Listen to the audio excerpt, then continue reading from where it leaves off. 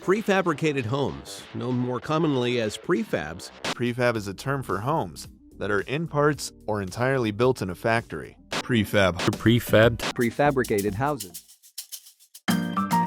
It seems like every day I'm asked about my thoughts on prefab homes, kit houses, and yes, even modular shipping container homes. Because after all, who wouldn't want a prefab modern home for less than $50,000? But to be totally honest, over the years I've kind of realized that they're not all they're cracked up to be.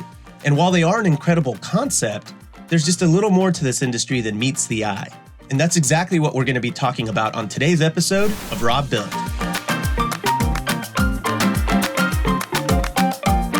Hey! Oh God, why did I come in so strong there? Hey everybody, welcome back to another episode of Rob Built. I'm your host, Rob. Today we're going to be talking about my POV on prefabs and why I'm a little bit dubious on the overall concept, with a few notable exceptions that we'll talk about at the... They sell an A-frame kit for about $21,000, so stick around until the very end and I'll give you a few recommendations that I personally like. Hoping to keep this little video short and sweet, around the 8 to 10 minute mark. Caleb, how we looking on that? But before we get into the goods, let's get into a little bit of housekeeping. If you're thinking to yourself, hey, I like Rob and he's got some pretty good content, do me a favor, hit the like button. It really does help me out with the YouTube algorithm. YouTube generally likes to see engagement in the first couple minutes of a video, and something so small as a YouTube like can really help me out in wrestling the YouTube algorithm. So let's get into my thoughts here. At the moment, I do about 40 to 50 consultations every single month. The number one question I'm asked is if prefab homes or modular homes or tiny home kits are a good investment. And while I really adore the concept of these things and what they're going for, at the end of the day, they just end up falling a little flat for me, and I'll give you a couple of reasons why. I think the number one reason that I'm always a little skeptical about these companies is that a majority of them are typically just a proof of concept. I mean, really, just go look at the websites of these companies. A lot of these companies look like they made their websites in 1998 using GeoCities, or they rip off photos of other people's work straight from Google, or they just have CGI renderings of their product with no real actual example out in the real world. Now, I'm really particular about this because about 4 years ago, I got scammed by a shipping container company, and it was a whole thing for me, a big expense, because basically they were using other people's work to lure me in. I paid design fees, so I wasn't really out that much money. But once I found out that one of the owners of this company got investigated by the SEC for defrauding investors for a previous real estate development, I demanded my money back. And when I didn't get my money back from them, I left them a review on Ripoff Report. They then proceeded to sue me for $1 million for defamation.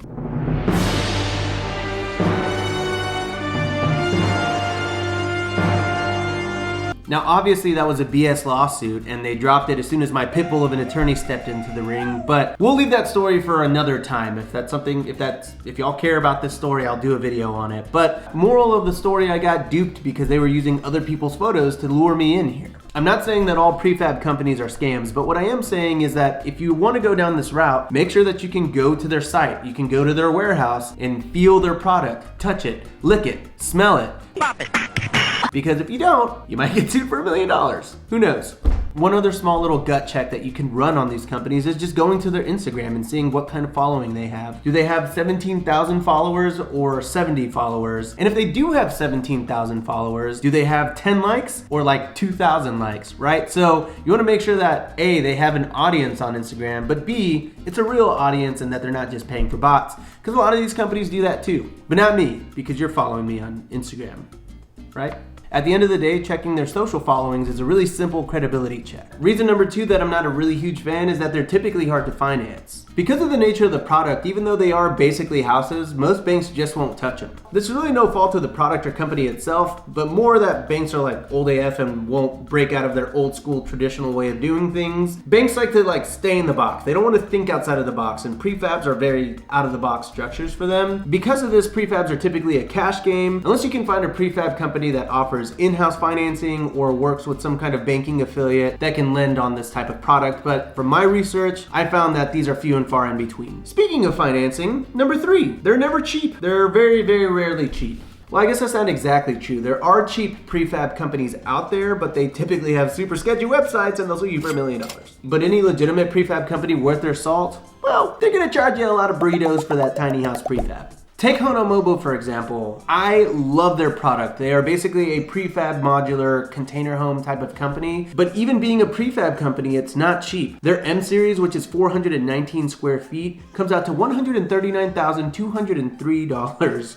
Very specific, but there you have it. And if you go to the most tricked out one on their website, for a 4.3 that's 1,900 square feet, comes out to $440,587. Damn, who do you think you're building, Chelsea Clinton? No, thank you. That is very expensive. Again, premium product, but my God, we're talking almost $500,000 here when you consider all the other costs associated with this build. But honestly, at that point, I would rather work hand in hand with the contractor to build it myself, oftentimes for less money. In general, I do feel like most of the prefabs that I see out there, I could build for the same cost, but most of the time, less money. What you're really paying for is the convenience, but I would rather just execute my own vision and build what I want to build for less money. Plus, a lot of these companies are really just advertising the cost of the unit itself, like the actual box that you're buying. But it typically doesn't include a lot of these hidden fees that could be like site prep, conditioning, grading, septic, foundation, transportation. All that kind of stuff can add up to tens and tens of thousands of dollars, oftentimes putting you way over a traditionally stick-built home. The fourth reason that I'm not really crazy about prefabs is permitting and the misconception that just because you're buying a prefab, it's super simple to just fly through permitting. But oftentimes it can be equally difficult to permit these things, if not harder sometimes. And certain counties even require that these houses be built in stages and phases and inspected in between these stages on site. You know, just like a regular stick-built home. So why are we doing this again? Now that's not always the case necessarily, but for the most part, it's not like you just buy a prefab home on the internet and then it shows up at your house and Hank the delivery guy rings your doorbell and is like, hey, I got a delivery, I got a tiny house delivery here for a Rob built. Oh, I love your YouTube channel, man. I actually got quite the YouTube channel myself. It's just me going around delivering things. Last week I delivered a Lazy Boy. Today I'm delivering a tiny house.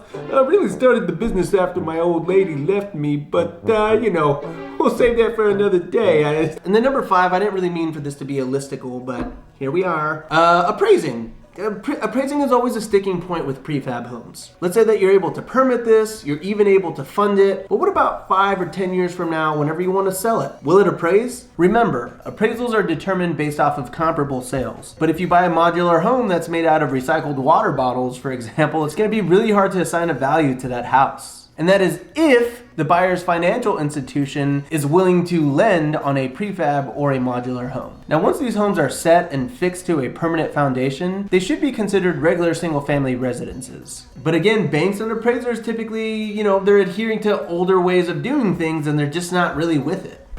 How do you do, fellow kids? So if they find out that this home that they're trying to underwrite was built in a warehouse across the country or even across the seas, it could throw the entire deal. So, what are your options? I didn't want to poo-poo the entire industry without giving you a few personal recommendations that I've come across over the years. I'm not an affiliate of these companies, they don't sponsor me, they don't pay me to say this yet, but maybe after this video. But here are a couple companies that I like. The first one being Den Outdoors. They sell an A-frame kit for about $21,000 that basically is an actual kit. They send you all the lumber, all the windows, all the doors. It's already pre-cut, pre-drilled, and it's smaller than 150 square feet, meaning in a lot of municipalities, you don't even need a permit to build these out on your land. Now, they aren't officially single-family residences, but they are awesome structures that you can buy as a kit, especially if you wanted to get into the Airbnb or glamping game and make a little business for yourself renting out the space. Honestly, they're one of the only companies that I've seen doing the kit thing and doing it super well, so big fan, Den Outdoors. I also really like alternative living spaces. They do prefab container homes, typically 20 footers, but I think they can do a bunch of different custom ones for you too. But I've seen them all over the internet, all over Pinterest, Instagram, and I think Levi Kelly even did a tour of them not too long ago. So lastly, if you're in the realm of kits, you could consider going the glamping route. I've purchased different yurts and tents from awesome companies like Pacific Yurts or Lotus Bell Tents. And if you're into geodesic domes, I'm also a really big fan of Pacific Domes. I don't personally own one, but I've seen them all over the internet, all over Airbnb. But what I really like about about the last 3 products that I named is that they provide a low barrier to entry into a very profitable business if you want to get into the Airbnb or glamping space. If the glamping business interests you, my glamping program is so close to being live. I promise. We've been working on it for months. This kind of thing is just not super easy to produce. We're talking about 6 to 8 hours of content that was shot over 3 or 4 different days that has to be edited and put together in a way that is digestible for you. My hope is that by the end of the program, you have a solid grasp on the concepts needed to start your own glamping business, and we can have our own tiny colonies all over the country together. So if you're interested in joining that program, sign up for the course email list down in the description below. As soon as we go live, I promise you will be the first to know. Anyway, that's today's video. You know what? If you've worked with a prefab company or a modular home or a kit home or whoever, and you have a recommendation, please leave it down in the comments below. I'm genuinely interested in learning about more reputable companies that I can A, recommend to people, but B, use for myself. And if you're the owner of a prefab company, a modular company, all that jazz, hit me up. I want to connect. I want to learn about your offerings. Maybe I can even come and do a tour of your space on my channel. So either way, leave me comments down below. Again, don't forget to like and subscribe. All right, that's today's video. Don't think that was 10 minutes, right, Caleb? Yeah, I got nothing else to say. So click on one of these 2 videos right here and subscribe right here. And we'll catch you on the next episode of Raw Bill. Thanks for sticking around. If you stuck around this long, leave me a comment and let me know, because you are a super fan. You're a super fan and I appreciate you. All right, see ya.